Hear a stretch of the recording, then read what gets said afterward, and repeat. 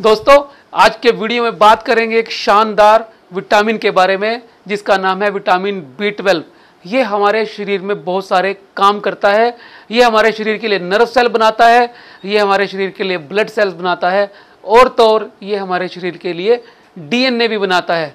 वही DNA जिसे genetic material कहा जाता है, जिससे सूचनाएं एक पीढ़ी से दूसरी पीढ़ी तक जाती हैं और हमारे व्यक्तित्व और शरीर का निर्माण करने में सहायता करती हैं। दोस्तों, विटामिन B12 हमारे शरीर के लिए बहुत सारे काम करता है। यदि इसकी कमी हो जाए तो ये शरीर के अंदर बहुत ज़्यादा नुकसान भी कर सकता है और इसकी कमी से बालों के अंदर भी असर आता है। आज के वीडियो में हम यही जानने का प्रयत्न करेंगे कि ये हमारे बालों के लिए क्या क्या काम करता है और यदि विटामिन B12 की कमी हो जाए तो हमारे बालों को किस तरह के नुकसान और किस तरह की बीमारियां ये लगा सकता है। बने रहिए पूरे वीडियो में मेरे साथ।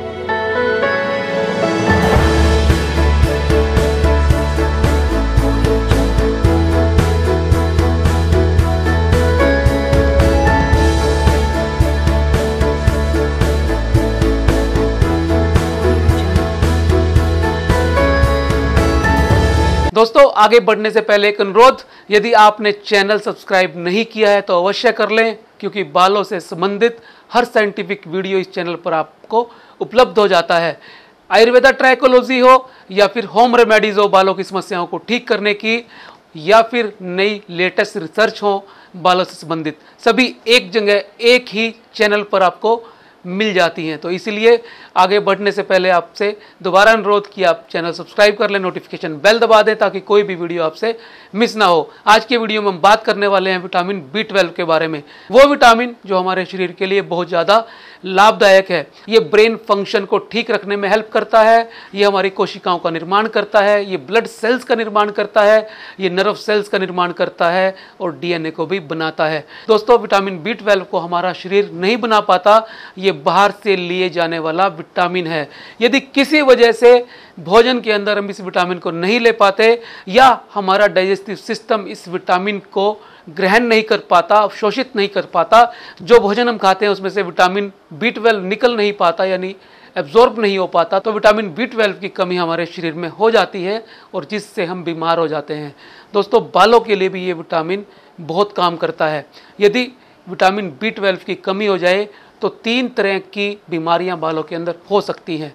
सबसे पहली बीमारी जो बालों के अंदर विटामिन B12 की कमी से होती है उसे कहते हैं डिफ्यूज हेयर लॉस यानी टेलोजन इफ्लियम। हम सब जानते हैं कि विटामिन B12 ब्लड सेल्स को बनाने का काम करता है, ये हीमोग्लोबिन को बनाने का भी काम करता है और ऑक्सीजन कैरिंग कैपेसिटी कम हो जाती है हमारी यदि विटामिन B12 कम हो, क्योंकि ब्लड सेल्स का सही ढंग से निर्माण नहीं हो पाता। जब हमारी कोशिकाओं को काम करने के लिए ऑक्सीजन नहीं मिलेगी तो उनके काम करने में कमी आने की वजह से हमारे बाल भी पतले हो जाएंगे और झड़ना शुरू कर देंगे, जिसे हम टेलोजन इफ्लियम कहते हैं। दोस्तों, दूसरा नुकसान विटामिन D की कमी से हमारे शरीर में हमारे बालों के लिए होता है, उसे हम कहते हैं एलोपेशिया एरियाटा।